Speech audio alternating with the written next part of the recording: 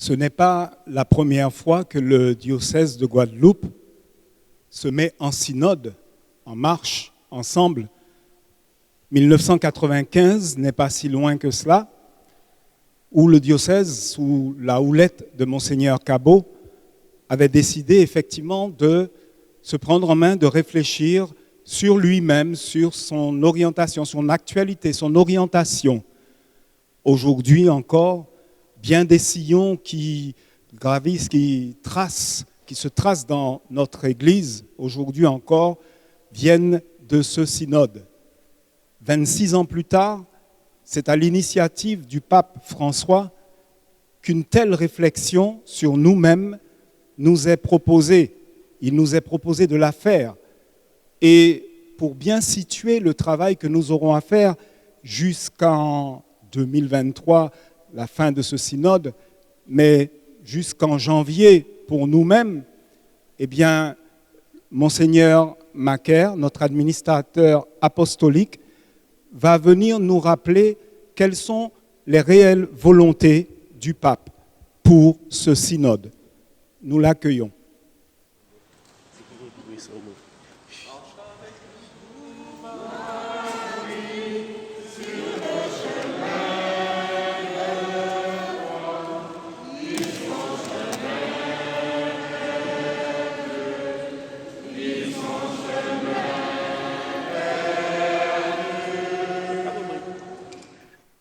On se met dans cette position un peu particulière dans la mesure où on a voulu filmer ces interventions que vous aurez. Donc j'imagine que les techniciens ont voulu que nous soyons ici pour pouvoir mieux filmer parce que ces interventions vont être reprises au cours du synode, au cours de la démarche pour les groupes que vous aurez, vous les ambassadeurs, les prêtres, les diacres parmi nous, si vous avez envie de leur remontrer un petit peu l'esprit dans lequel nous avons démarré cette démarche. Je vous avoue sincèrement que je suis assez heureux et ému dans cette cathédrale qui est d'ailleurs cette co-cathédrale qui est d'ailleurs en chantier. Tout un symbole d'ailleurs de commencer un synode dans une cathédrale en chantier qui doit être dans les prochains mois, les prochaines années restaurée. On a eu des réunions là-dessus et de me dire que l'Église, du point de vue spirituel, elle aussi, elle est en chantier et elle aussi, il ne faut pas que le vent me joue des tours, elle aussi, elle doit rentrer dans une démarche synodale. Alors, cela dit, ce matin, je vais simplement répéter, en tout cas pour l'instant, ce que le pape veut dans cette démarche. Alors, il a insisté à plusieurs reprises en disant que le synode n'est pas un parlement, ce n'est pas un parlement, ce n'est pas, dit-il, je reprends ces phrases, un congrès politique ni une convention. Le synode, c'est un espace privilégié dans lequel que nous formons, dans nos cœurs évidemment, pour laisser parler l'Esprit Saint. Voilà, pour laisser l'Esprit Saint parler à l'Église. C'est d'abord cela. S'il y a quelqu'un qui parle au cours du synode, c'est l'Esprit Saint à travers l'Église, à travers tous ceux qui vont prendre la parole, mais aussi à travers ceux qui vont écouter. Chers ambassadeurs ou futurs ambassadeurs, moi j'ai déjà mis le badge que vous allez recevoir tout à l'heure, mais futurs ambassadeurs et ambassadeurs, le rôle est, si on a deux oreilles et une bouche, c'est parce qu'il est 2 fois plus important d'écouter que de parler. Et c'est pour cela aussi qu'on a préféré le mot ambassadeur au mot délégué. Le délégué vient parler, l'ambassadeur, il fait le lien, il fait le pont. La question s'est posée. Le pape donc veut que nous soyons un espace privé pour laisser parler l'Esprit Saint et il souhaite que nous nous posions la question, cher père, cher pasteur de notre Église, cher responsable, il veut que nous nous posions la question, est-ce que notre communauté chrétienne, je le cite, incarne le style même de Dieu qui chemine dans l'humanité? Et il a défini ce style de Dieu. Qu'est-ce qu'il appelle le style de Dieu? Le style de Dieu, c'est la proximité, la compassion et la tendresse. Voilà.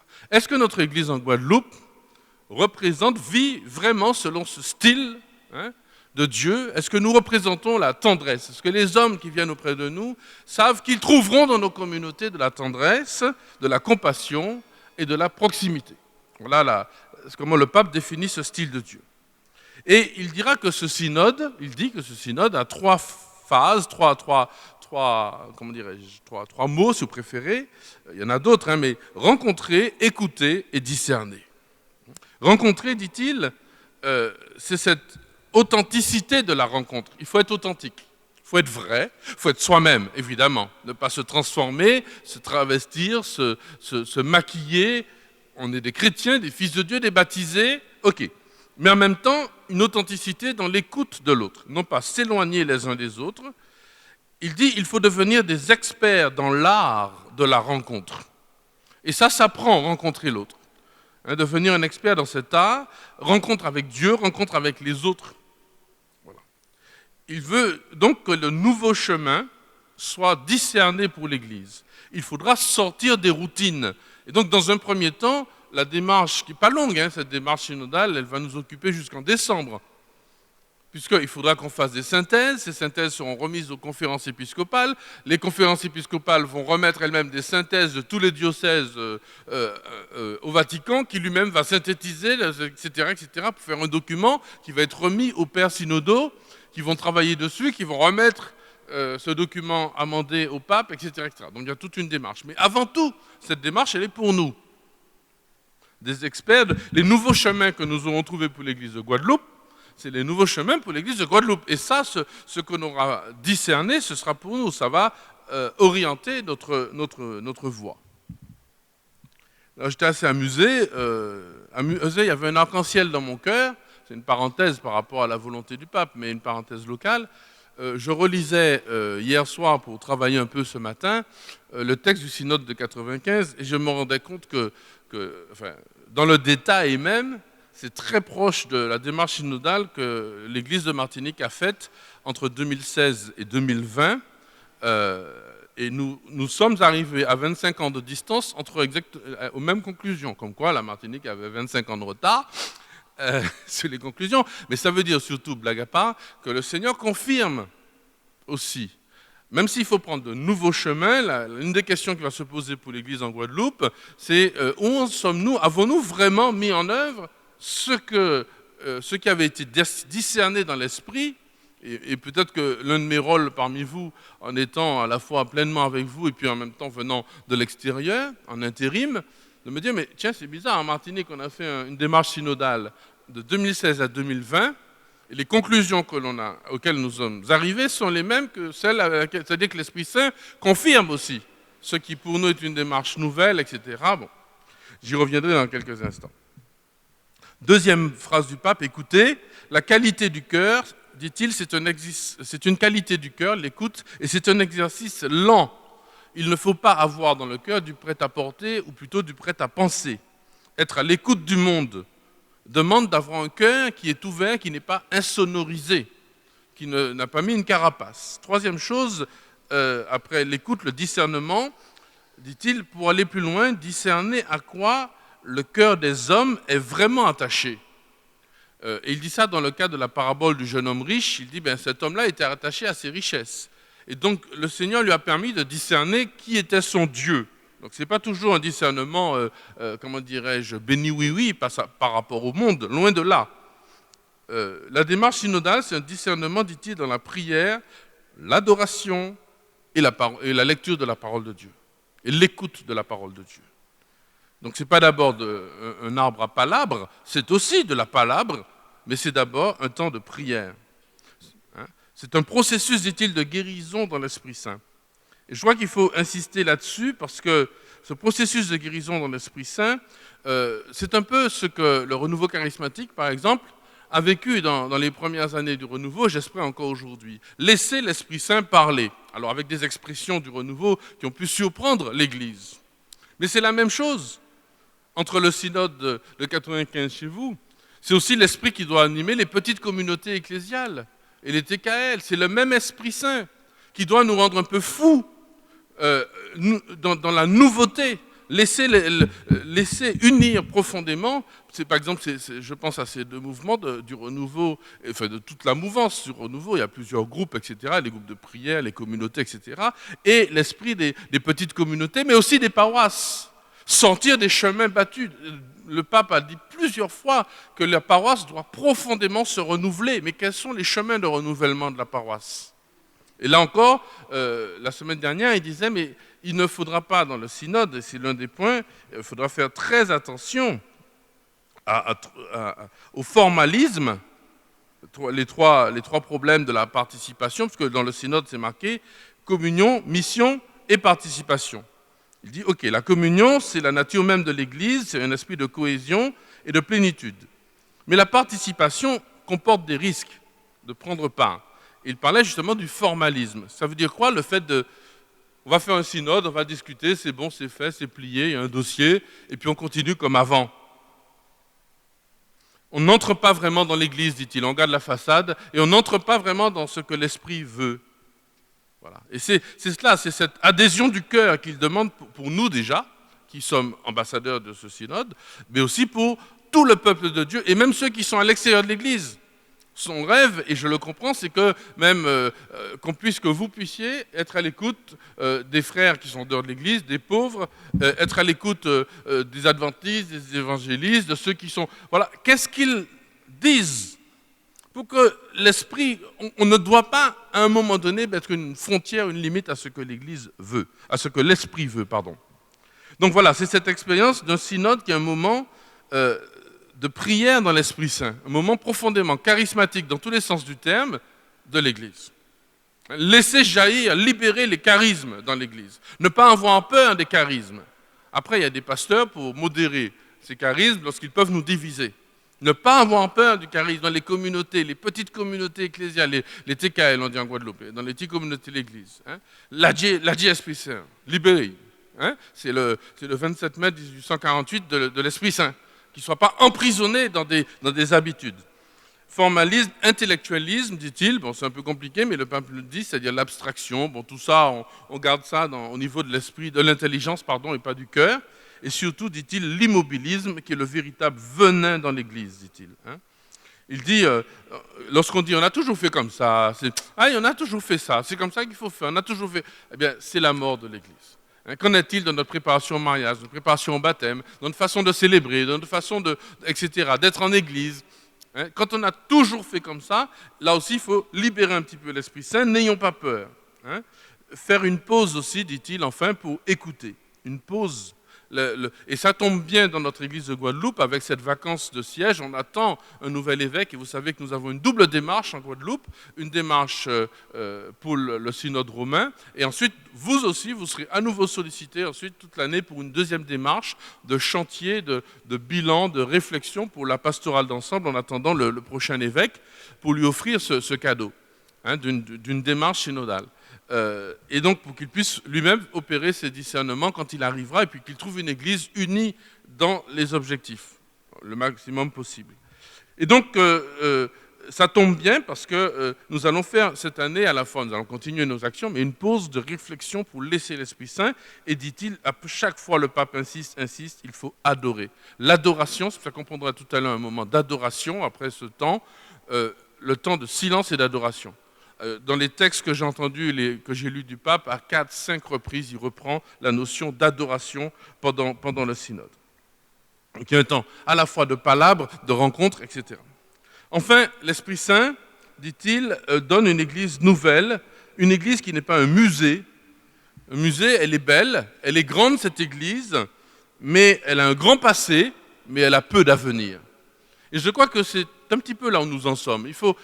C'est un petit peu, si l'on regarde et si on laisse par exemple notre belle église Saint-Pierre et Saint-Paul comme cela, si on n'est pas motivé, et il y a d'autres personnes, même à l'extérieur de l'église, qui sont motivées pour la restaurer, mais nous aussi, eh bien, elle témoigne d'un grand passé, mais on se dit qu'elle a peu d'avenir. Et ça peut être la même chose pour les cœurs et les âmes. Et donc, il y a un moment donné, il faut Marie-Réon, mon cher, et puis on doit aller. Il y a un moment, il faut... Et c'est le moment, c'est maintenant.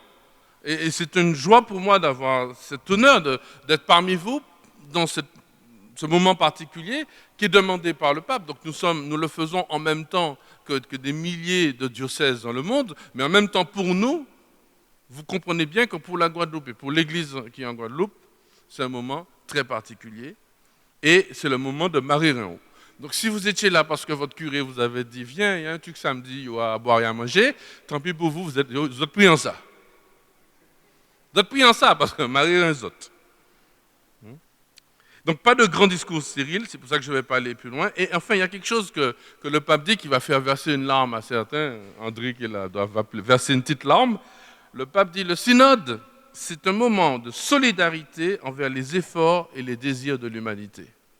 Nous ne serions pas l'Église de Dieu, nous ne serions pas dans le style de Dieu si nous ne sommes pas à l'écoute profonde de ce que les hommes et les femmes de ce peuple en Guadeloupe, quel qu'il soit, ont à dire à l'Église. Et donc, ambassadeur du synode, le synode tout entier, parce que c'est en Guadeloupe seulement qu'on a choisi, en Martinique, on n'a pas choisi ça par exemple, de lancer ce ministère d'ambassadeur dans chaque paroisse, dans chaque mouvement du synode, pour que nous puissions nous mettre en disposition et être à l'écoute du peuple de Dieu et du peuple de Guadeloupe tout entier. Il faut que ressorte dans ce que dit l'Esprit Saint, parce que je crois qu'il le souhaite, je pense, que ressorte profondément ce que le peuple tout entier de Guadeloupe, je parle des désirs profonds, je ne parle pas des désirs superficiels. Si le désir c'est d'avoir plus d'argent et d'avoir plus de débauche ou que sais-je, je ne suis pas sûr que ce soit ça que veut l'Esprit Saint, mais quel est le désir profond? Qu'est-ce qu'attendent les jeunes, les anciens, les familles, les hommes, les femmes de ce peuple? Et l'Église catholique a cette mission que d'autres églises n'ont pas forcément d'ailleurs, mais c'est la nôtre, parce que le choix du Seigneur est celui-là, d'être au cœur, comme nos paroisses, au cœur de chaque cité, au cœur du peuple, et de faire monter vers Dieu, en l'ayant purifié par nos cœurs aussi, par l'Évangile et par le don de l'Esprit, le faire monter vers Dieu, je reprends les désirs et les efforts profonds de toute l'humanité. Bon synode à tous et je laisse la parole au suivant.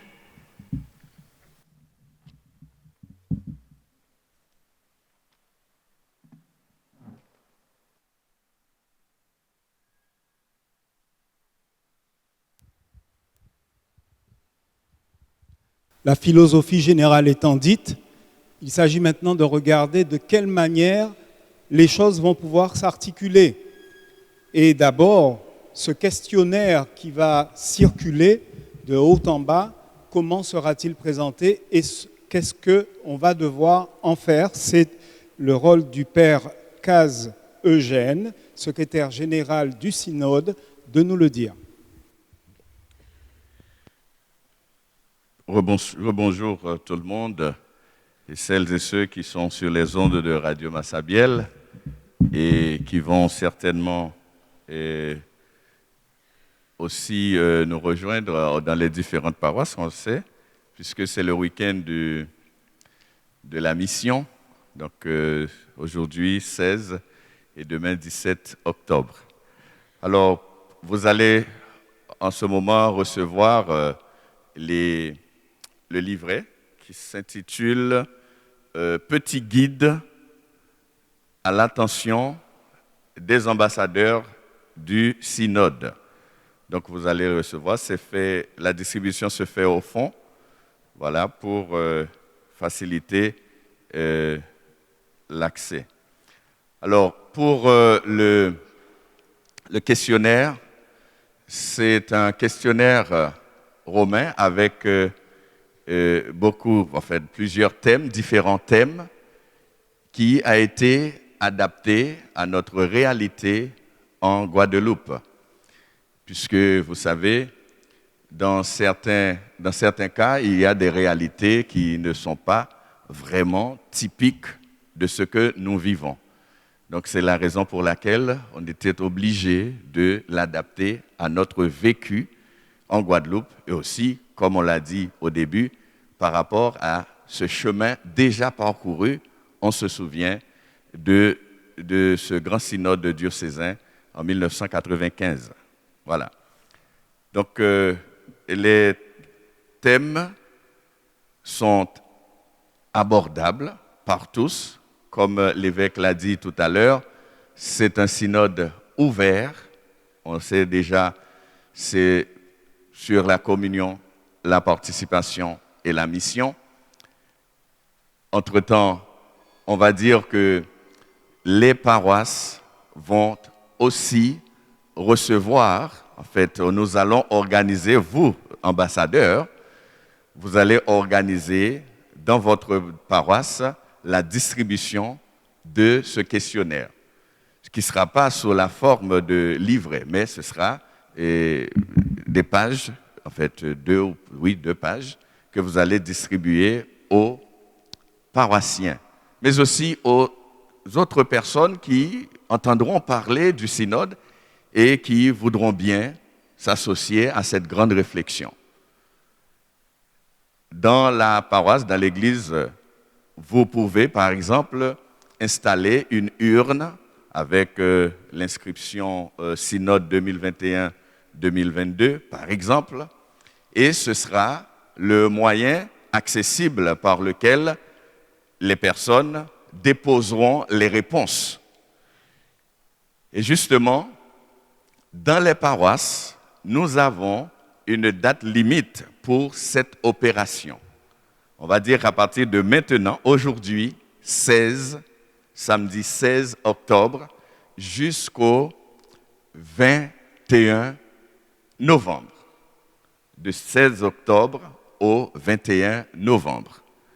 Et que dans les paroisses aussi, puisqu'il s'agit de motiver les paroissiens, en fait, par la communication, en créant aussi des rubriques de communication après la messe où vous pouvez faire comme vous avez l'habitude de faire lorsque vous motivez les gens sur une question d'intérêt général pour l'Église, pour la paroisse. Et dans ce cas précis, il s'agit du synode, sur la synodalité. Ainsi, chers amis, je n'ai pas besoin d'ajouter plus d'explications sur ce que vous allez faire pour qu'il y ait une belle opération pour faire connaître le projet, le processus synodal, en fait, la démarche synodale aux paroissiens. Il ne faut pas dire, par exemple, que, en fait, je prends un exemple, puisque je suis curé, l'abbé là n'a pas dit moi rien, l'abbé là n'a pas dit moi ça, mais vous êtes ambassadeur comme l'abbé là. Regardez bien que les diacres sont là, les prêtres sont là, tout le monde est là. Donc, avec les ambassadeurs, en fait, le prêtre et les autres ambassadeurs, vous allez constituer vraiment un grand mouvement de motivation pour réussir cette première étape qui est importante pour notre synode 2021-2023. Merci pour cette attention. Merci Père Caz. Alors tu as dit, vous êtes les ambassadeurs. Il faudrait peut-être commencer par là et demander au Père Gérard Foucan, qui est le vicaire épiscopal et chargé de la pastorale d'ensemble et du projet pastoral, eh bien on va lui demander de nous signifier exactement ce qu'est un ambassadeur. Commençons par là.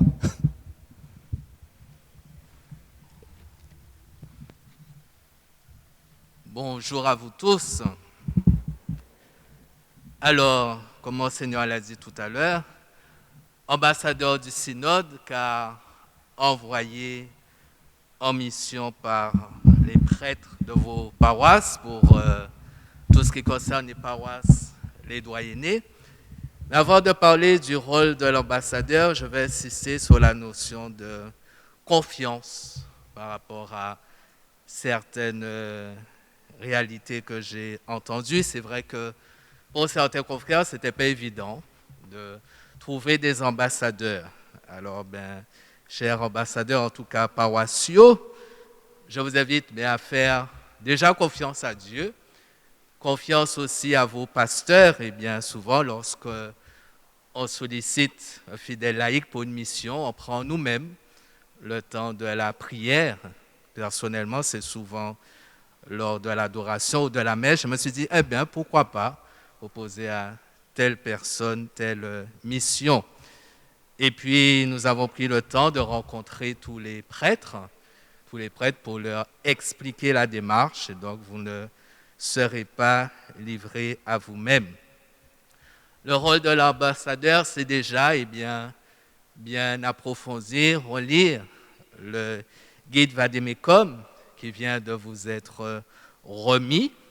Donc c'est important assez rapidement qu'il y ait une rencontre entre ambassadeurs et puis les prêtres pour encore mieux approfondir la démarche, s'informer du processus synodal de la démarche, voir comment lancer les affaires. Et on disait lors d'une réunion jeudi dernier, l'importance aussi, à voir avec votre curé, de provoquer une réunion de tous les responsables, groupes et associations de la paroisse pour bien les mettre en mouvement, les mettre en marche pour qu'ils s'approprient le questionnaire et puis organiser sa distribution à la fin des messes. Comme disait le père Caz, eh bien, pourquoi pas placer une urne accessible dans l'église et aussi peut-être au presbytère.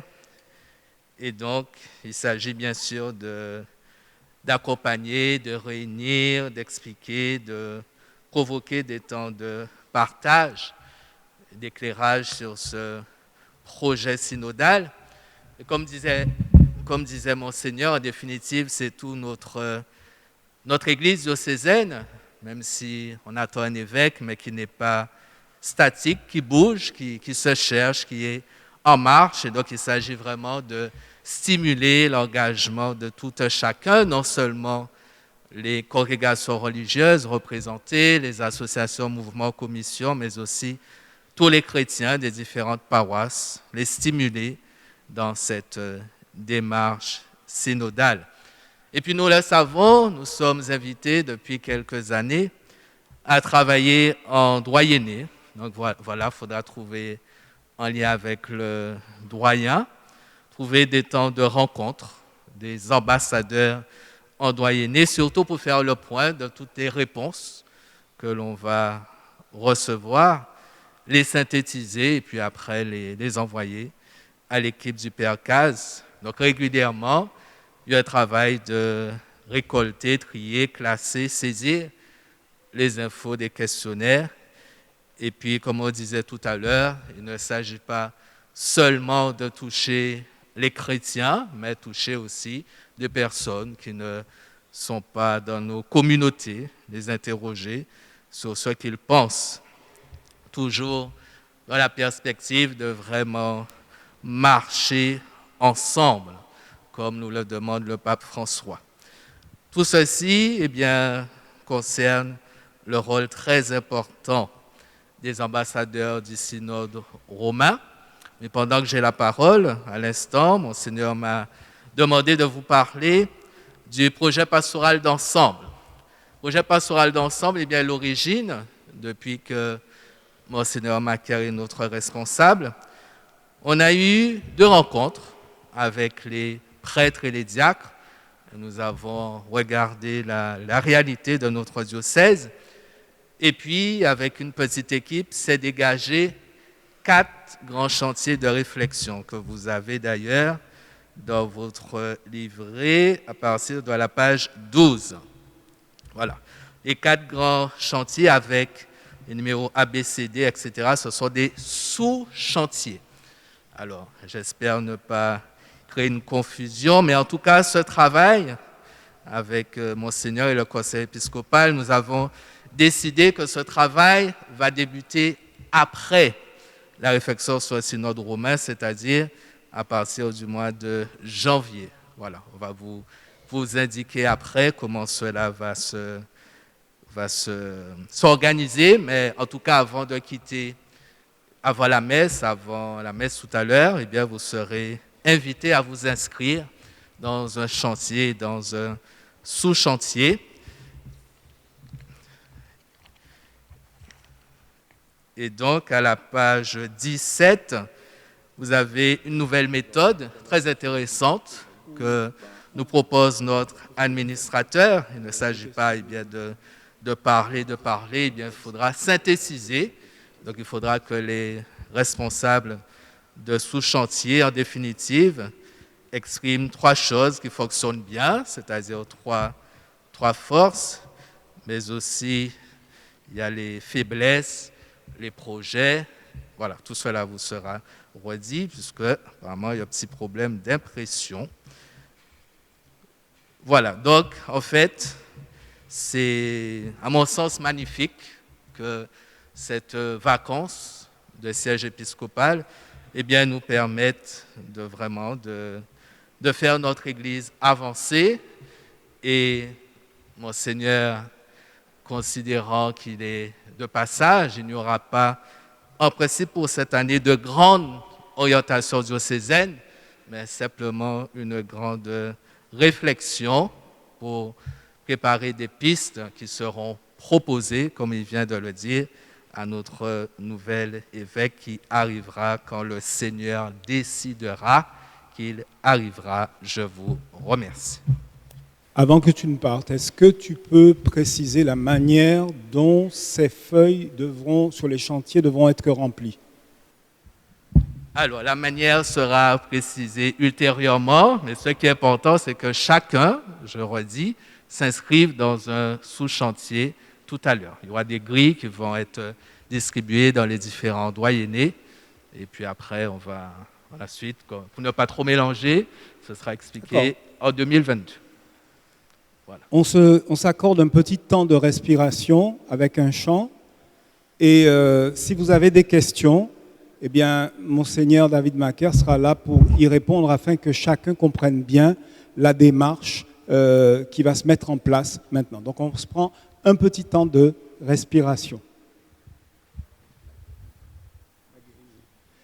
Et précisément, puisque nous sommes en plein dans une situation de pandémie, mais aussi une situation qui secoue la société guadeloupéenne, qui oppose d'ailleurs les Guadeloupéens les uns aux autres sur des questions inhérentes à la vaccination. Dans ce petit temps de respiration, on va surtout demander la guérison.